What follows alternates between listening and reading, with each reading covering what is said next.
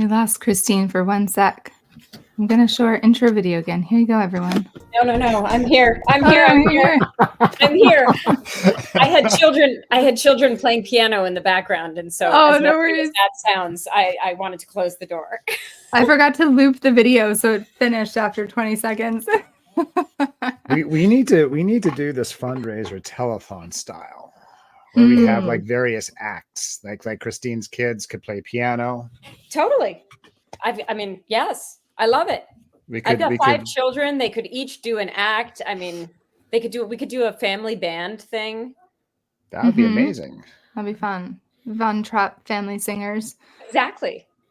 I like it. I'm sure we have friends of the show, friends of the org that have various talents that we could just do a whole. We could make it like you guys remember the Weird Al movie UHF? Do you remember this? No. Where it's a Weird Al has to save a television station, so they do like a telethon. Never mind. If you're Gen X, you know what I'm talking about out there. Viewers, you know what I'm talking about. I am Gen X. I don't know, but I wasn't apparently the Weird Al like part of Gen X. But we need the Seek Safely the Seekathon. The Seekathon next year. Oh god. Yes. So we used to do this event as a one-night event, and then I came along as board president, decided to like triple everybody's workload. We're gonna do it a whole week, gang. Yeah. But now we can like do it like a 24/7 Seekathon. Oh, I love it already. All right, Glenn, somebody knows what you're talking about. yeah. Lori knows what you're talking about. So Lori, right? Love UHF. Amazing. Okay. I like it. Seekathon next year. We've got a plan. Yeah. All right. Well, thank you for joining us. I just say thank you for joining us and Dr. Glenn disappears. Figure out what's going on. What happened to your camera? Can you hear me?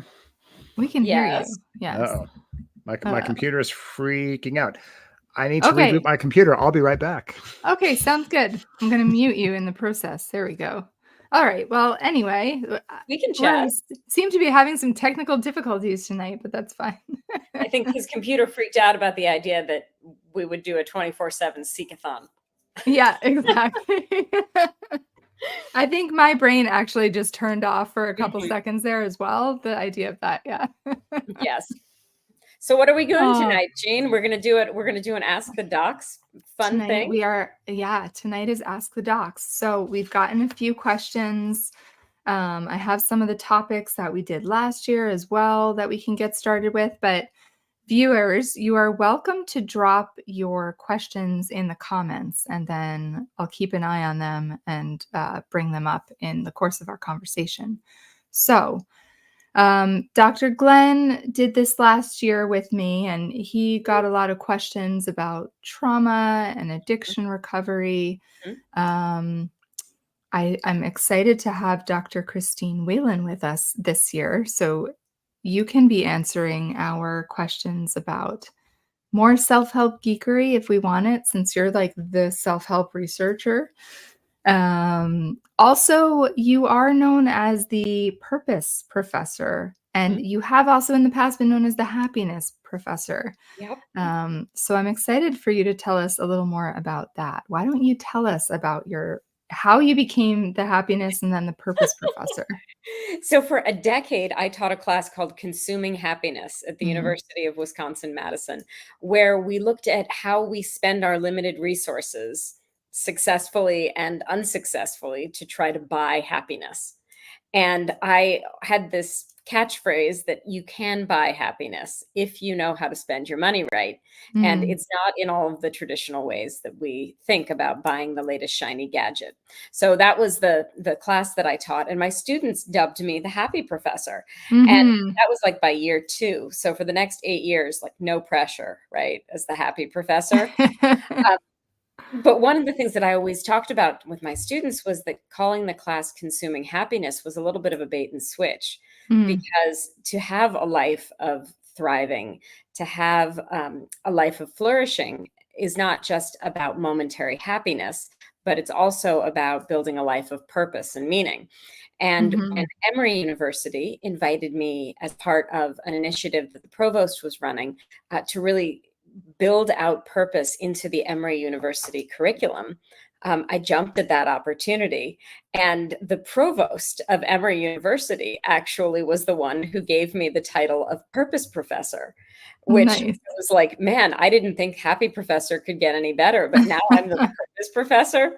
So yes, that's been a real honor in the last couple of years. So Nice. so I talk about happiness, I talk about purpose and meaning, and I am really passionate about helping people take all of the academic work around this and translate it into small steps programs so that we can use it in our day-to-day lives. Because yes, I'm a professor, but I have studied the self-improvement industry for a while, not because Mhm. I hate self-improvement, but because I believe in the idea of seeking to better yourself, and the idea of taking charge of your own life and your own journey and asking these big questions. So I have translated a lot of the academic research that I teach in my classes into bite-sized forms. So I speak with companies, I give big keynotes, and then I work with small groups of people to help really put all of these ideas into action and demystify Mhm. those big concepts. I love it. So it's actionable and realistic self-help advice essentially is what It you is. offer. Yeah. It is. And a lot of people say their stuff is research based. That's good. Mhm. The So much of the advice out there that claims that it is research based takes a study and then takes it several steps further than the study actually took it. And so all of us who are trying to translate academic research need to be aware of the pitfalls of, what can we actually claim and what takes things too far. So Mhm. I'm a really big proponent of that. And I talk about what it comes from research in my work and what is an elaboration that we actually have to test out to see whether it works in everyday life. Right. Dr. Yeah. Doyle, I know you agree. Always. Always, whatever I said, right? Christine Whelan is way smarter than me, so just as a rule, like if she says something, Totally agree. she said, you bet, you bet. No, So I mean, she's both the happiness and the purpose professor, which I want to know what's next. Like you cornered the market on happiness, you cornered the market on purpose, Where do you go from there? I right? mean, like, flourishing, The a floor, flourishing mm, fellow. the flourishing fellow, fulfillment. the Mm. Yeah. fulfillment fellow, the flourishing fulfillment fellow. Hmm. She's Christine Whelan. Triple F. Here we go. Triple F. Shout out to my That actually that brings contentment. This is or Oh, s we have some good, suggestions in the comments. The contentment professor. That's a there you good go. one. ooh, I like that. Hmm. Self-investment is another one we got here. There you Very These are go. good nice. suggestions. Yeah. Yeah, oh, I really like that concept of self-investment because it Mhm. really is. You're investing your limited resources. That doesn't just mean money, right? That means Mhm. your emotional resources, your time, your environmental resources. So oftentimes when people think about spending, they only think about spending money and Mhm. saving money. But we have so many other resources, and that idea of self-investment, that's really a huge resource is ourselves. Mhm. Yeah. I like that idea too, because a lot of times you see that like adjacent language in the self-help sales pitch, right? Mhm. Where it's like, this is an investment in your future and you can't afford not to make the investment. But I think if we were to say self-investment more often, it's kind of the idea of like, make sure that whatever resources you're spending, and as you're saying, not just money, but also time and effort and emotional resources, make sure that you're putting them into yourself and you're not giving them away to somebody else. Um, Mhm. yeah, so that's interesting. I like that. And if you are giving them away to other people, which we do try to do in terms of pro-social behavior and relationship building and kindness and generosity, that tends to always make us feel better as well when we're sharing those resources. But of course, we have to make sure that we're not giving them away to somebody who is taking and not giving anything in return. So the relationship has to be a healthy one when you're giving it yourself. Right. Yeah, I like that. So that brings up a great question, actually. You mentioned this idea of oftentimes, and it's true, like we tell people you want the advice that you're taking in to be evidence-based. So much of the self-help stuff claims that it is evidence-based, but I Yeah. like the point that you made that often what is happening is that sure, they're starting from a place of evidence-based research, but then they're extrapolating beyond that, and what they're promising is somewhere in that beyond realm. Yes. So, do you have some advice for self-help seekers and consumers for how they can um, be aware of that or try to figure out if the evidence-based resource that they're using is actually still rooted in the research? So I think the first thing that I would say is if it sounds too good to be true, Mm, buyer beware, be skeptical, right? So if you take some of the Secret, for example, always my least favorite, right? mhm, So if you take The Secret, the idea that you can just manifest things, if you want them enough, you draw the energy toward you. Well, I can see how that's attractive. And actually, there is some research that does say that if you come into a room with confidence, that if you are presenting in a way that suggests that you are successful, that more success will come to you. So there is sort of a psychological principles at play. So you could say, well, then that proves that the idea of manifesting is correct. No, that proves that there is, in a particular situation, some of those things can be true in a particular lab experiment or in a particular causal situation. The Well, idea of taking it further than that is where it gets challenging. right. sure. Well, I mean that kind of wraps around some of the research on what's called positive psychology. Absolutely. Like we were talking last night about Marty Seligman Mhm. and learned helplessness and learned optimism. Like I mean, yeah, like there is research literature to suggest that attitude matters, right? Like positive expectancy Mhm.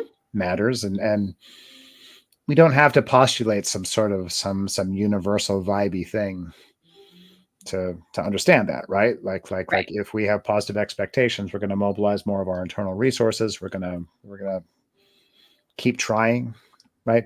Like there are lots of things, there are lots of reasons why attitude matters.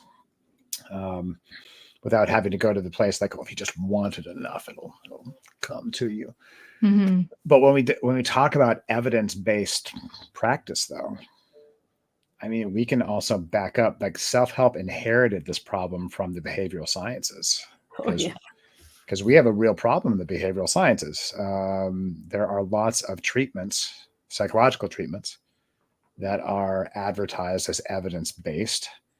And what Christine just described is exactly the case. Like they start out with a kernel of evidence base, and then they extrapolate an entire technique or an entire theory or an entire protocol um, that really takes it beyond what has been shown. Like so, for example, a very common example of this is cognitive therapy or cognitive behavioral therapy. It's very often cited as the most as the gold standard. They say it's the gold standard for evidence-based psychological treatment. What they tend to mean when they say that is that cognitive therapy tends to be easy to measure. Like outcomes are easy to measure, right? It's easy to follow a protocol. Like it's easy to train therapists in cognitive therapy, and then it's easy to measure outcome measures on a inventory, on a depression inventory, something like that. So they go around saying that cognitive therapy is evidence based. Now there are other therapies that are really hard to study because they're hard to manualize, right? Like they're hard to teach. They're hard to look. Like for example, the type of therapy that I do is it's integrative psychotherapy, but it's really hard to manualize. Like you can't really study it in such a way that says, okay, we're getting these good outcomes. So could you say, does that mean my therapy is not evidence based? Well, the CBT guys would say no. But my point is that the broadening of the idea of evidence based beyond, which is probably appropriate. It's not just about self-help. I mean, we see it in the hard sciences too, right? Like we see it in nutrition, right? Mm-hmm. I say like fruit is good. Does that mean I should eat all? Does that mean I should make 70% of my diet water-rich fruits and vegetables like I tried by junior year of high school? Like probably not. But is it evidence-based to say that fruit? Sure. So buyer beware. I mean, evidence-based is really, I think of it as a marketing term. More than Yes. At this point, yeah, it does kind of feel that way. Yeah. Yeah. So Christine, you mentioned, you were the happiness professor, and then you sort of transitioned over into this idea of purpose. Can you comment a little bit on that and why, a little bit more about why just focusing on happiness maybe isn't quite the thing, and it's not quite the focus that's going to get you where you're really hoping to go? Yeah. So Aristotle defined two different types of happiness because, like me and many others who study these ideas, Aristotle kind of hated the word happiness because it meant too many different things to too many different people, and he broke it into two different buckets. He talked about hedonic happiness, or like fun stuff that feels good, that's pleasurable, whether it's great sex or a great meal, whether it's hanging out with friends, a fun party, all these things feel good. And you don't have to worry too much about like, am I happy? Am I not? You're just having a good time. That's one type of happiness. And by the way, that's a great type of happiness. Hedonic happiness is awesome. There's a second type of happiness, though, which is eudaimonic happiness. And eudaimonic happiness is that quieter type of the life well lived, of a sense that you've worked hard for something, you've accomplished something, and maybe even sacrificed for something, but it was meaningful to you, and you feel good about the investment of your time and your emotional energy in something maybe even greater than you are.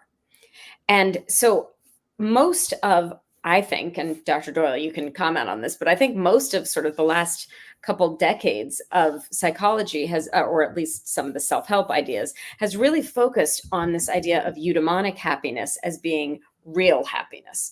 And like you're only, so forget hedonic happiness. That's like not good stuff. We only really want to have a life of service and eudaimonic happiness and sort of more serious kinds of meaning-based flourishing. Mm-hmm. And that is true, that it's a very important part of happiness. But hedonic happiness is also important in any human life. And so what we really want is this balance of hedonic and eudaimonic happiness. And I find that a great way to have that balance of fun and meaning is to think about what matters most to me. Why does it matter? How can I make it happen? By using my gifts in keeping with my values to make a positive impact on the lives of others. And so that's how I actually define purpose.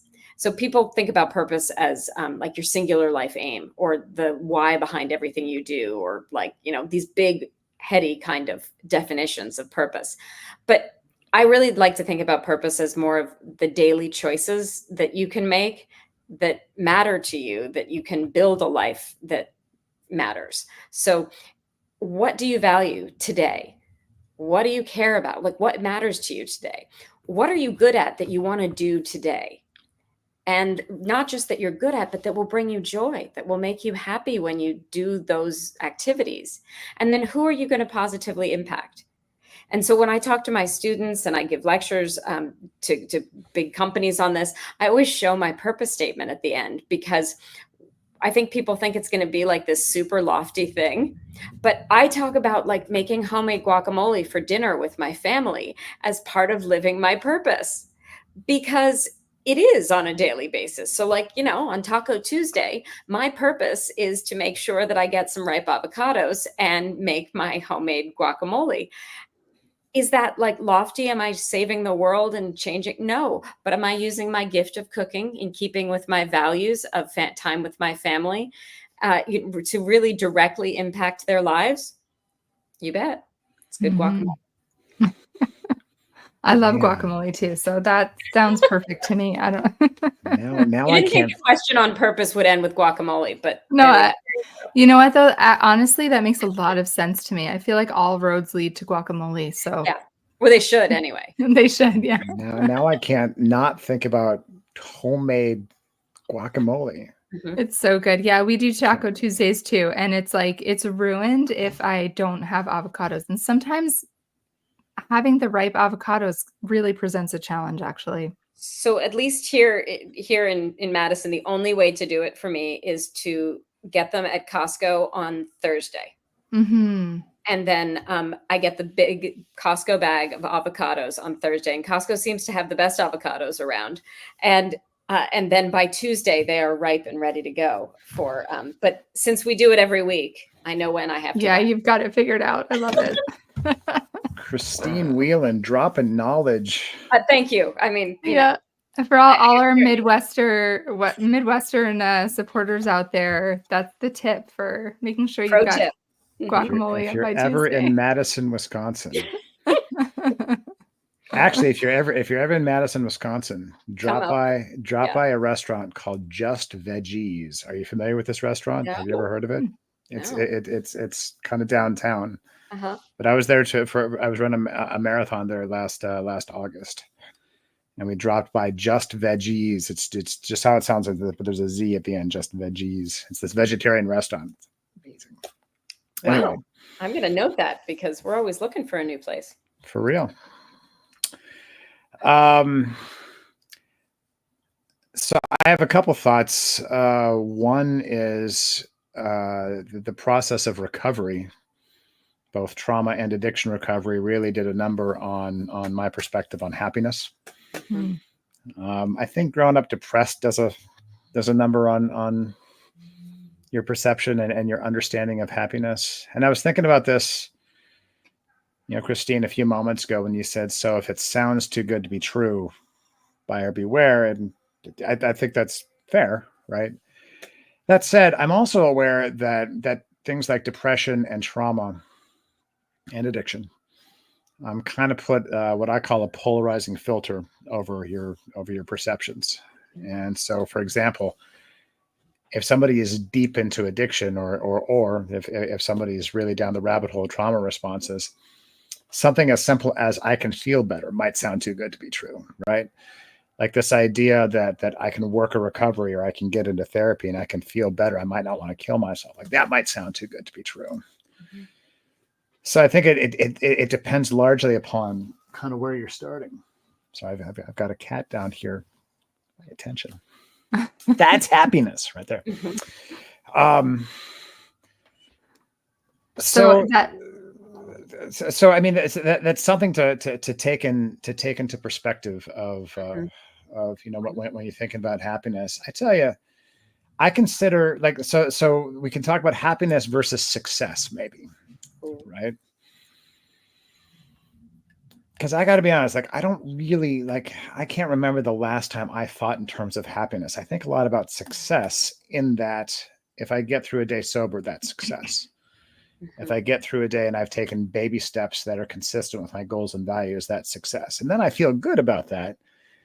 Do I feel happy about it? I don't know if addiction and trauma kind of ground the idea of happiness kind of out of my personal vocabulary.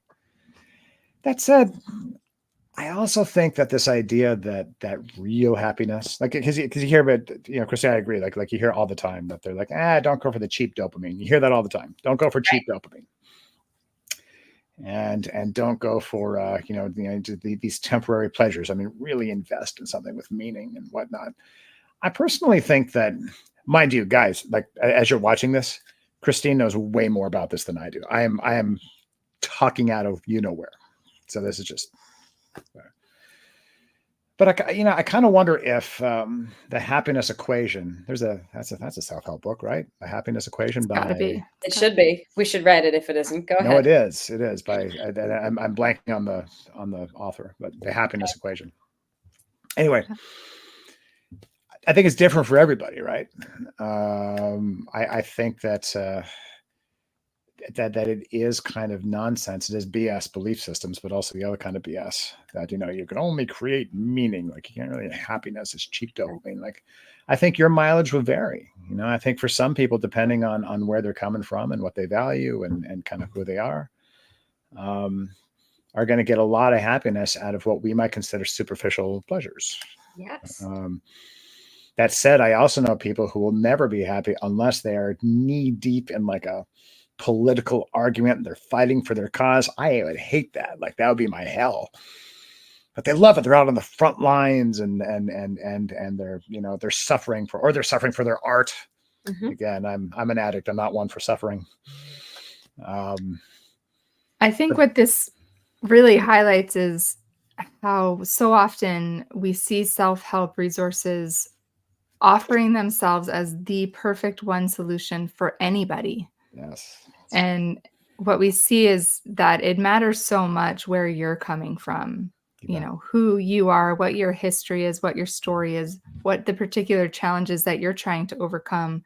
Because like you're saying, Dr. Glenn, for a particular audience who's dealing with trauma or addiction issues, that idea of how things are going to resonate for them is going to be different for the person who's looking to a self-help resource because they're, trying to find direction and find purpose, and they're not coming with the same set of experiences that another consumer might be coming with. So again, that idea that like there's not one single resource out there that's going to be the thing for everybody, but they all kind of try to sell themselves that way. Big time. Yeah. Well, and some teachers explicitly try to cover the spread. Like this was a real criticism of our friend James. Mm-hmm. It was a real criticism of Tony Robbins, that they pack so much into their material specifically because they're trying to be like financial, emotional, spiritual, like they're trying to. They're not trying not to leave anybody out.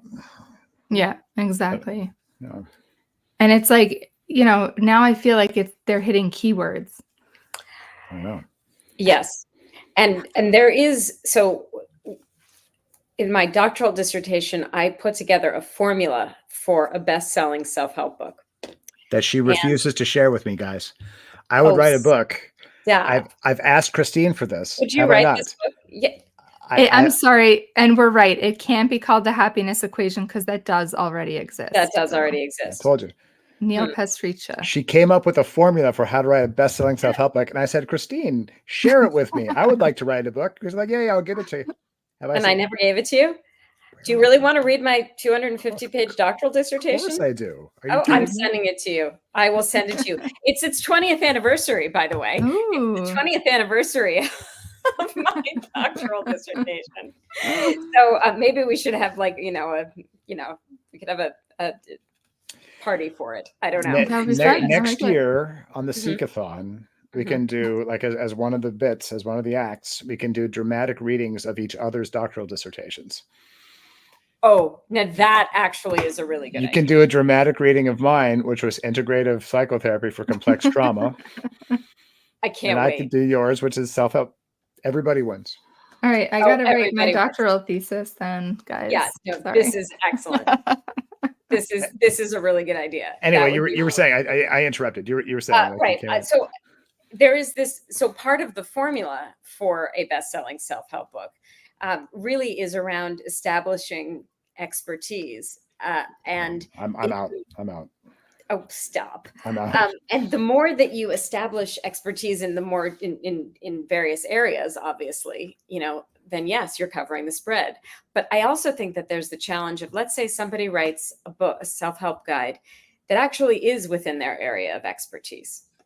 And it's a good book.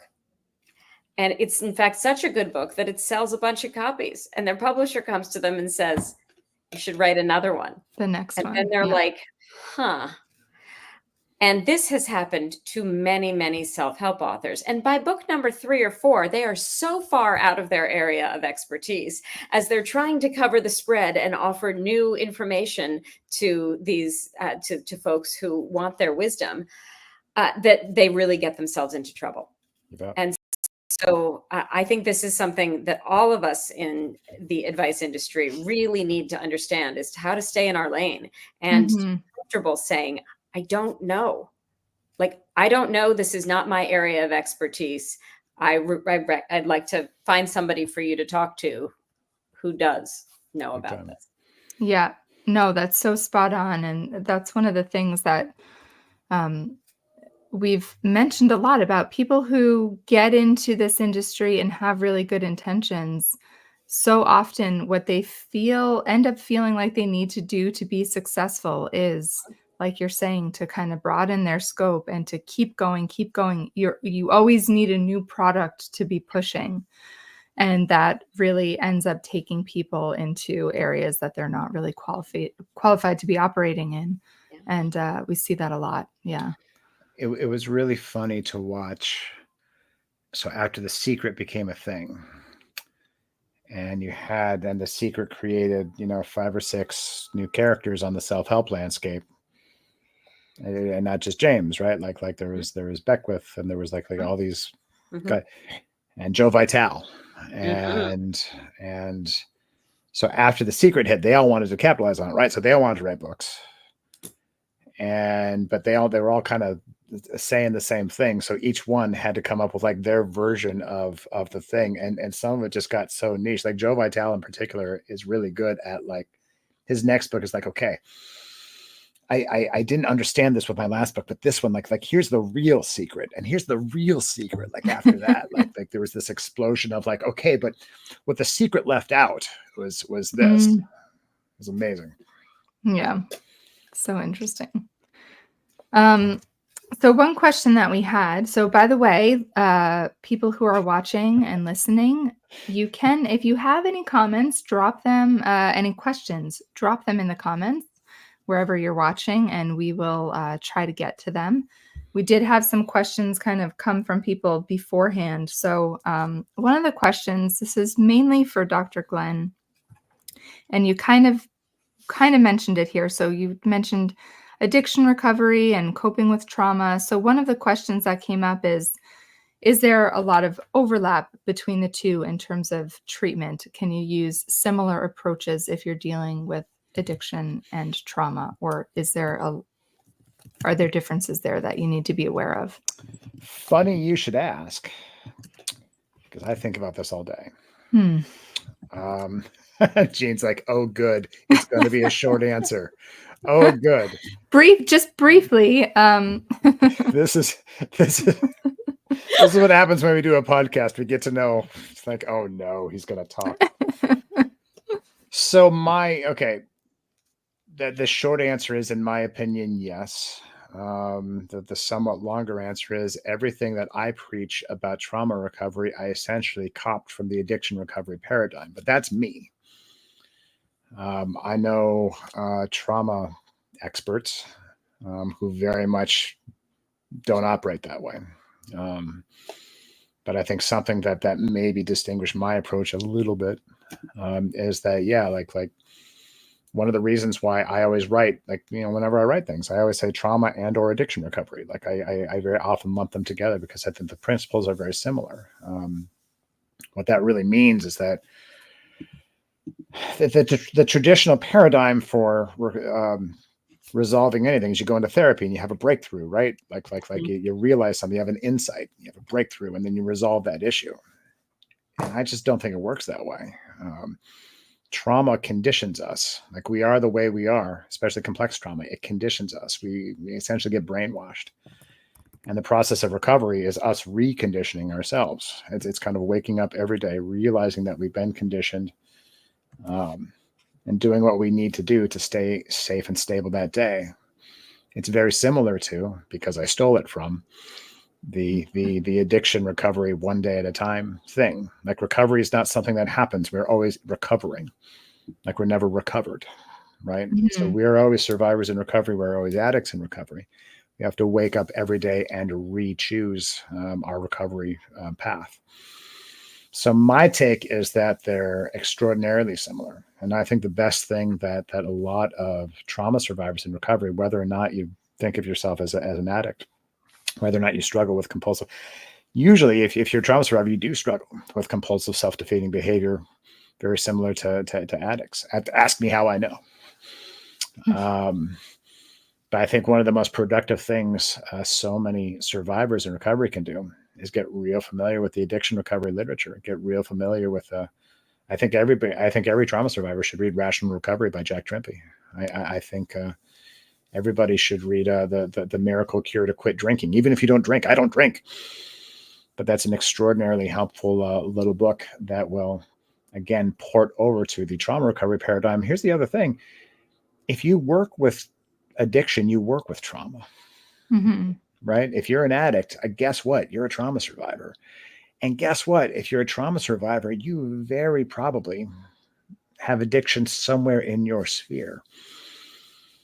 So yeah, man, I think trauma survivors and addicts have a lot to learn from each other and their respective recovery paradigms. That's as short as I can make that answer. Do we like that? Here, yeah, jump in. Go ahead. You got some support from our listeners. There are no short answers. So you're off the hook here. So wait, can I ask you, I want to ask a follow-up on that, because one of the things that self-help books often do is generalize to try to reach as many people as possible. And so there are books like Codependent No More that basically diagnoses all of womanhood with being codependent when it describes all of these attributes of codependency. Yeah. I would imagine this happens in the addiction and trauma literature as well. Is that more prevalent, less prevalent? Is it actually maybe less problematic because many of us have levels of trauma? Or yeah, it gets into a larger question of what is trauma. I recently did some consulting for for Big Pharma, and their first question was, "What is trauma?" And I'm like, "Oh boy." I'm like, Jean would hate that question because she knows I'm going to talk for an hour. But what I told them was, there are no short answers. There are no short answers. What I told them was, look, our evolving understanding of trauma is that it's less about, so back in the day, back in my day, trauma was thought of as you can objectively quantify trauma. Like, this event is traumatic. In fact, in the DSM, they had examples of like, here's what trauma is. And it was really narrow. It centered around death and dismemberment, right? Like the criterion A of PTSD, which had examples of what is trauma. But the point is that they thought of it as trauma is the thing. What we're coming to understand now is trauma is not actually the thing, because something can be traumatic to one person and less traumatic or not traumatic to another person. It's how the thing interacts with your resources, your starting position, your vulnerabilities, right? Trauma is a relationship between the thing and the person. So I think as people get into the trauma literature, Christine, you asked, like, so do we have this thing of like, you're seeing trauma everywhere, or you're seeing codependency everywhere, you're seeing addiction everywhere. I think as you get into these things, you realize that, you see this stuff everywhere, and both trauma and addiction are way more widespread than anybody ever really acknowledges. We don't like to acknowledge it. But what you come to understand is that, man, are we all kind of survivors? Kinda. Are we all kind of addicts? Yeah. Like, you start thinking about these things in way less black and white terms, and way more nuanced and way more multidimensional terms. So you see a little bit of that. That said, think about this. So that book, it's classic, Codependent No More. Is there any human who will not benefit from reading that? No. Like, whether or not codependency is ruining your life, you will benefit from reading that book. Like, it's kind of like reading I'm Okay, You're Okay. Is there anybody who will not benefit from reading that? Like, even if you're not terribly interested in transactional analysis, no, everyone will benefit from that. Yeah, but but there are people who, does it diminish the experience of people who are, who are truly codependent, to then say that all people are codependent? No, but that's not what I said. I didn't say all people are codependent. But the book would say that. But basically, The book Yeah. basically says that because it wants to be so inclusive. Yeah, no, that's true. I mean, you hear this asked about trauma too. Like you hear this, like, well, okay, if we call that trauma, like, does it really diminish the people who had real trauma? Right. And I would say that the problems that I've typically seen haven't been with people who have been through something. Let me put it this way. I've never like listened to somebody's story of trauma. And this might be true for like codependency or addiction as well. I've never really listened to somebody listen to something that they call trauma and thought, oh God, you come on, suck it up. It's not trauma. Right. What I have seen playing, what I see every day, are people who have been through awful things, who are like, was it really trauma? I don't know. Like, was it really, was this really codependency? I see the problem from that end far more. So I think that's a very important point. Yeah, you bet. All right. We have another question here. How do we get our nervous system out of fight or flight mode? I startle easily. Yeah. Fight, flight, and those aren't the only ones. Do you guys know the other trauma responses, Christine? Freeze, fawn, and there's another one that I just learned. Come on, that's right. You're almost there. Freeze, fawn, and it's not like feign, but it's good old flop. Flop. That's it. You bet. Yes. Fight or flight, or what you're talking about is when you're triggered and you go into a trauma response of some sort. And trauma responses are not choices. It depends upon what trauma response we're talking about. So the question said the fight or flight mode. Getting out of a fight response is different from getting out of a flight response, right? The best advice that I can give you is when you start to get familiar with what's happening to you, and you start to recognize what's happening to you, you can start to ask some intelligent questions about like, all right, if there is a part of me, so take flight, right? There's a part of me that thinks I need to flee or else I am in danger. Okay. Hi. I just got the paw. Like, you're not in danger. You're okay. You're fine. You're fine. Ask yourself, that part of me that's experienced that, or that part of me that's experienced a real fight response, thinks I need to fight or else I'm going to be obliterated here. What does that part need from me right now? Oftentimes it's a version of that part needs to know that we have the situation under control. Like that part needs what we call in internal family systems, internal leadership. Oftentimes it needs some version of soothing, but then you get into like the various trauma responses and they need different things. So for example, a freeze response. What do you need when you freeze? I say, start wiggling your pinky finger. You need some sort of activation. Just wiggle your pinky finger a little bit. And then that becomes a thing. And then that becomes a thing. And then that becomes a thing. And you kind of start to shake out of that freeze response, right? But that idea of wiggle your pinky finger, each trauma response has a version of that.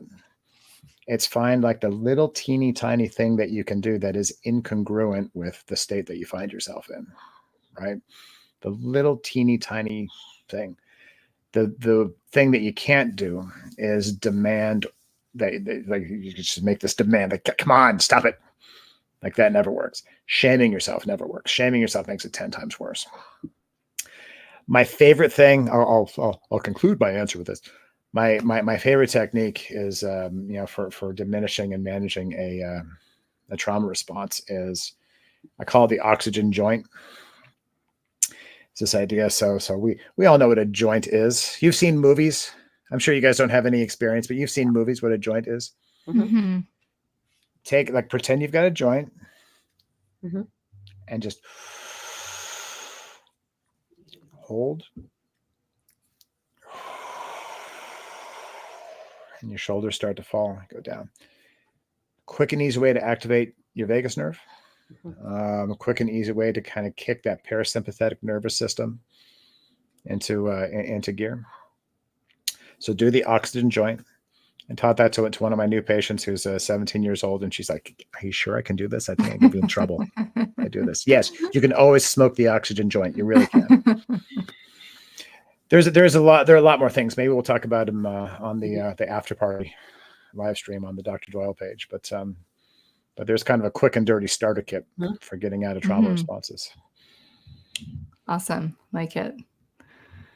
One of the other questions that we have here, actually, just a quick one. I caught the title of the Rational Recovery book by Jack Trimpey. What was the second one you mentioned there about drinking? It's called the. I'm going to get the title wrong. I'm telling you, it's something like The Miracle Cure for Drinking or something like that. Okay, we'll figure it out and we'll share it. Yeah. And I believe the author is Kim Insoo Berg and maybe someone else, maybe Stephen Chazer. But I think it's maybe it's the Miracle Method, something like that. The Miracle Method. Yep. It's the Miracle Method. There we go. Yeah. Okay. The Miracle Method by Scott D. Miller and Insoo Kim Berg. I got one of them right. There you go. Wow. Yeah. Well done. Yeah. Cool. Yeah, I will after this week, probably, I will try to make notes and compile a bunch of the book recommendations that we can share with all of our amazing viewers who have been with us this week, so that we can, because you guys are just like rapid fire book, which is fun. But every time we have Christine on the Seek Safely podcast, like it's bad enough that I co-host the podcast because I'm constantly throwing out self-help books, and poor Jean is trying to make notes to put in the show notes. But when Christine and I are on, we're like, this always happens. Like, I can't have a bibliography. No. But go ahead. Oh, I was just going to say, Clem, last night you mentioned Atomic Habits. Yeah. And just last week or 2 weeks ago, I finally purchased Atomic Habits. You bet. And I sort of went back into my old mode, and I was dissecting it as why it was a self-help bestseller. And I mean, this phrase is used all the time, but really that book is a masterclass in writing a self-help book. It pulls from the one of the things that Dale Carnegie did. He was so ahead of his time. He did this in the 1930s. Was he would end chapters with some bullet points of the takeaway points. Yep. Atomic Habits has that. It has the really compelling opening story, akin to the Awaken the Giant Within kind of intro. I mean, it has all of these features. And so I may have to update my dissertation at its 20th anniversary about the formula for a best-selling self-help book, because I think Atomic Habits may have it down. For those, I agree. It's a very readable, very well organized book. For those of you who don't know what Christine is referring to, it's kind of legendary in self-help circles that Tony Robbins' second book, Awaken the Giant Within, starts out with the dumbest story. Like he talks about how it's a very landing his helicopter. He's in his helicopter. Obviously, he's in his helicopter and he's going to one of his seminars, right? And so he's because he can pilot his own helicopter, and he's flying his own thing. And then he, out of the corner of his eye, he's flying over. I guess he's in Los Angeles or something. And out of the corner of his eye, he spots the building where he used to work as a janitor, and he is down on his luck and whatever. And he goes and he hovers over this building and he reflects upon how far he's come. And then he lands the helicopter, and he's mobbed by all his fans, and they're telling him how they've used his work to improve it's the dumbest. Like, of all the things that didn't happen, that didn't happen the most. Like it's almost so compelling. It's almost as bad as James Arthur Ray, and I swear I'm not making this up. It's almost as bad as James Arthur Ray claiming that he spent the night on Mount Sinai in the cave where Moses got the 10 Commandments, and that's where he downloaded into his brain the harmonic wealth concept. Like, that it didn't happen. That just did not happen. Anyway, good times. Good times. Oh, the self-help. I think it would be really fun to, because I know that you kind of have done this, Christine, but to put a lot of these self-help books side by side and just like, here's this one, here's this one, here's this one, here, all of the things that we expect from these books, like check, it's all there. Absolutely. Yes. And you really can do that. and there's still an art form to writing them. And so this Mhm. is always, this is one of the things that I'm kind of fascinated about myself. I cannot write one of these books. I know the formula. I have researched them. I am a very good writer. I was trained as a journalist. I've written many books. There is something about the self-help style that has a sense of assurance, a sense of truth, this conviction in your Mhm. method, and a salesmanship that I cannot get myself to put on the page.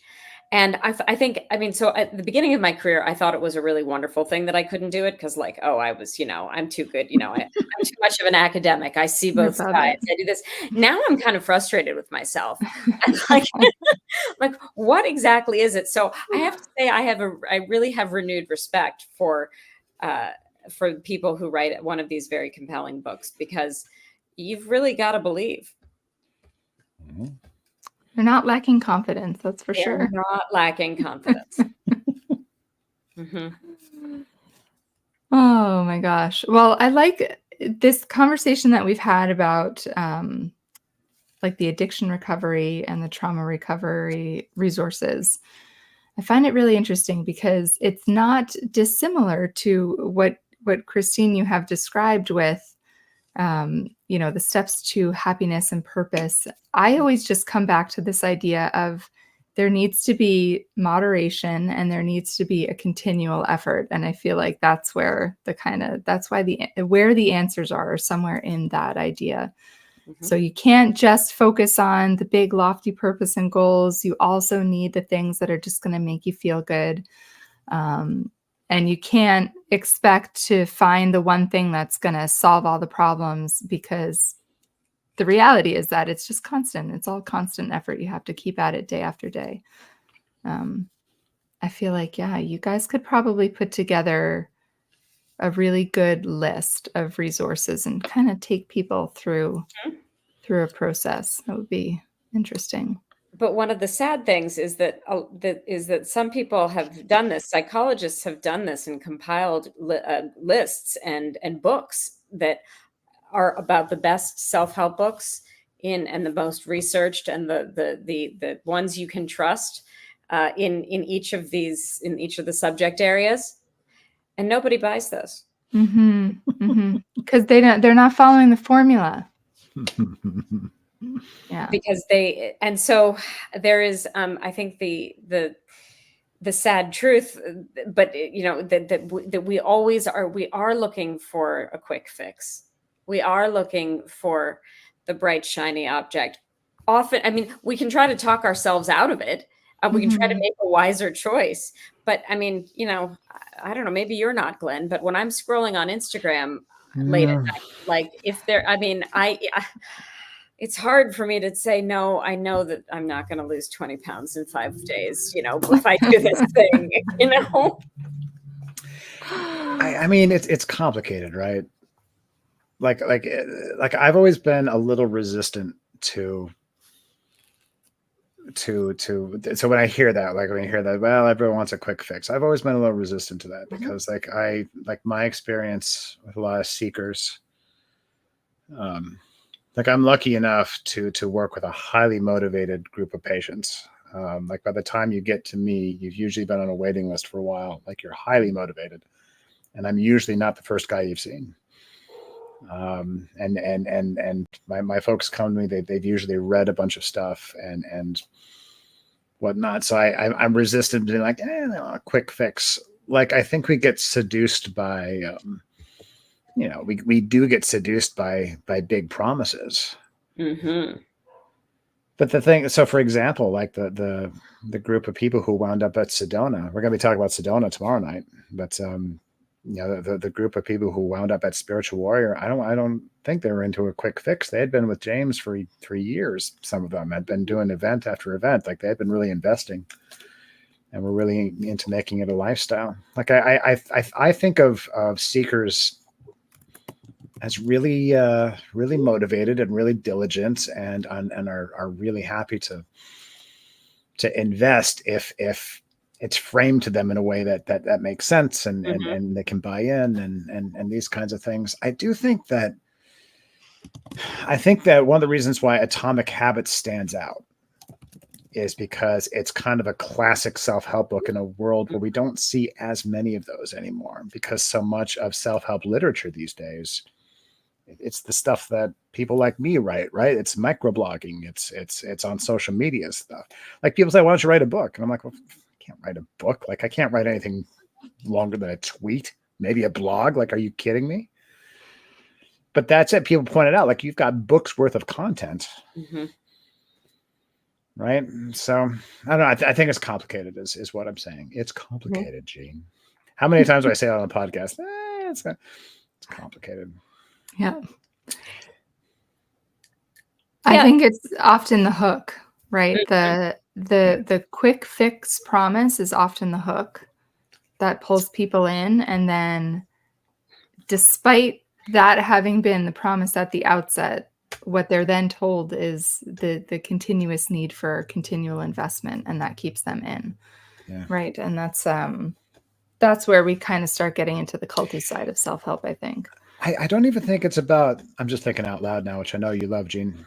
I don't even think it's about a quick fix. I think it's about the sure fix. Mhm. Like, if I tell somebody, like, hey, I've got the secret sauce, but it's going to take 10 years. But I know for a fact that it's going to work. I think you'd get folks investing and showing up for 10 years. I really do.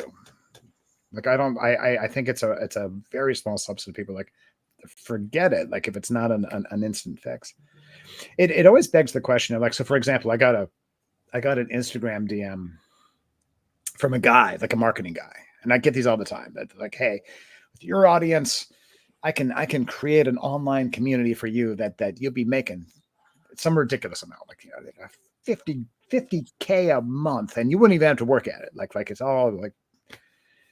And my question to these guys is always, if it's that easy, like, why isn't everybody doing it? So if it's that, like, if you've got the secret sauce, why isn't everybody flocking to you? Like, if you've got the thing, and it's true for weight loss, it's true for, financial success. If you've got the secret sauce, like, why aren't you the guy?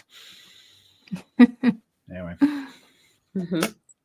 I'll let you know. I'll let you know if he shows me how to make an extra 50 grand, and Please do. I'll fund the next year's Seekathon personally. Perfect. Yeah, and speaking of funding the Seekathon, we are about to lose our Instagram viewers because we're limited to an hour. We kind of lost you guys abruptly last night. I apologize. I will remind everyone, this is our annual fundraiser. So if you are able and willing, we very much appreciate all of your donations. You can donate on our Facebook pages. You can donate through our website. And whatever you're able to give, we very much appreciate, to keep our podcast going, to keep our website going, and to keep things we have planned for the future to be able to make them happen. We very much appreciate the support. You can also go to my page, the Dr. Glenn Patrick Doyle page. We have a Facebook fundraiser going on over there. You can always drop by after our live stream tonight. Drop by my page. We'll do the after party, where you can get as much of me thinking out loud as you can tolerate. Doesn't that sound fun, Gene? Doesn't that sound fun? You gotta come. I know I know it's been a good time. I really want to make it, but for me, it's a little bit later than it is for you, because I'm on the East Coast. You guys are Midwest, so it's true. I get tired. And I'm reading book number 27 or something of the Percy Jackson series to my kids. The new one? I don't know. I think we're in the Trials of Apollo. That series now. But yes. My daughter is big on those books, and one just came out on September 24th, because I got it for her on September 24th. Yeah. Oh. Yeah. But I think it's after Trials of Apollo. You guys remember the time that I almost got scammed by the Tony Robbins people? Yes. You remember that? Mm-hmm. Yes. we'll tell the story briefly because it's kind of funny. We got it. So Gene and I on the Seek Safely podcast, which please go listen to our podcast on all podcast platforms. Your mom is going to bed, by the way. She just texted me. She goes, we gotta go to bed. Good night, Ginny. Good night, Ginny. Good night, George. Gene and I had just recorded a couple podcasts about how bad Tony Robbins is, but we hadn't released them yet.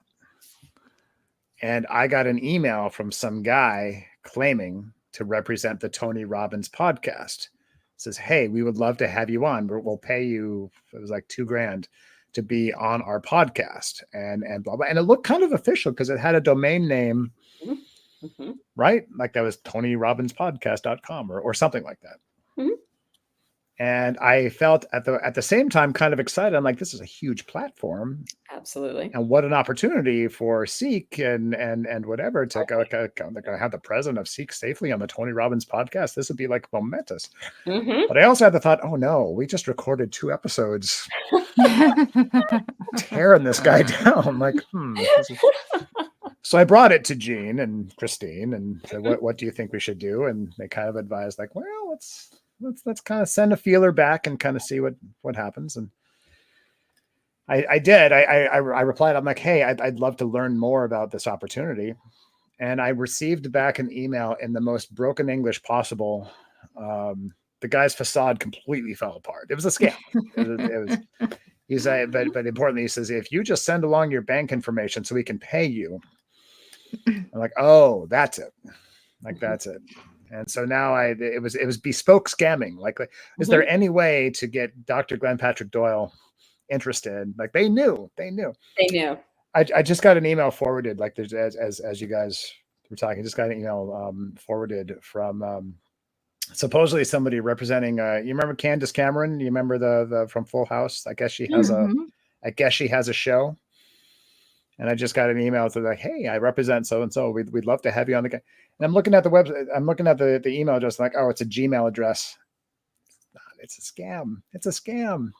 So should I respond to this? Maybe not. I mean, this is the thing. We're now getting so concerned about scammers that I think we may be overly trigger happy on this. I think people do in fact use their Gmails. You think? Oh man, did I just ruin my chances of being on the Candace Cameron? I don't know. Do you want to be on the Candace Cameron show? I think we want to be on we want to be on all the shows. Maybe we do. Yeah, sure. You're right. We want to be on all. We want to be on all the shows. I think it's worth investigating. We can do some Google. Okay. Some Googling. We'll do some Google foo. Okay. Mm-hmm. Fair enough. All right. Well, thank you very much, our docs, for answering some of these questions and continuing the conversation. Thank you, everybody who joined us tonight. And again, if you are able to donate, we are always grateful for your support. And we'll be back at the same time tomorrow night. As Dr. Glenn mentioned, we're going to be talking about the enduring legacy of Sedona and how the story is still relevant and still pushing us forward as an organization. So that's tomorrow night here, same place, same time.